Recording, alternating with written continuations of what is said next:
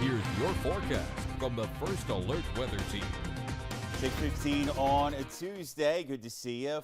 This Friday, we make it official. Summertime starts. Astronomical summer. It's with the solstice. Of course, the Earth orbits, it spins, and it also leans. And right now, it's still leaning a little more directly here in the northern hemisphere side toward the sun. At that maximum lean, that would be 10:41 p.m. Friday. It trips astronomical summer. From there, days slowly get shorter. Of course, we are warm to hot for a while, and we already are there, aren't we? Speaking of Friday there, how about this business of today, tomorrow, and Thursday? A lot of 90s opportunities, and stay ahead of your hydration curve. Get started early is what I mean for that heat index. That'll tax you a little extra. I think there's going to be a lot of triple digits on the local map.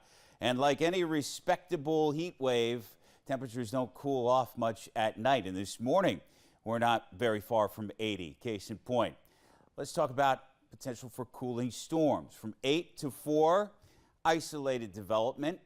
From 4 today to 4 tomorrow, we're going to do like your 3-day forecast. Hot sun and southwesterlies and a little bit of sea breeze development.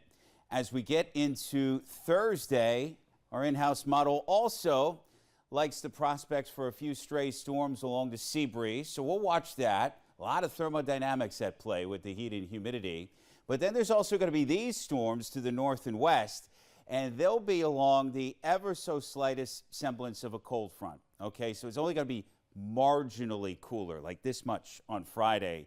But it's enough with the dynamics at play to get some storms cranking on I-85 corridor. And I want you to watch as we get into Thursday evening and overnight, some of those may be able to breathe southeast. So a lot to watch over the next 3 days. Of course, heat at the top of the list.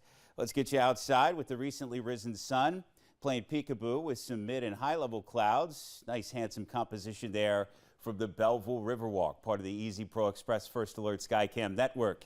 Your radar. Quiet here locally. Been some showers and storms with some flooding rain just off to the north. 2 nights in a row.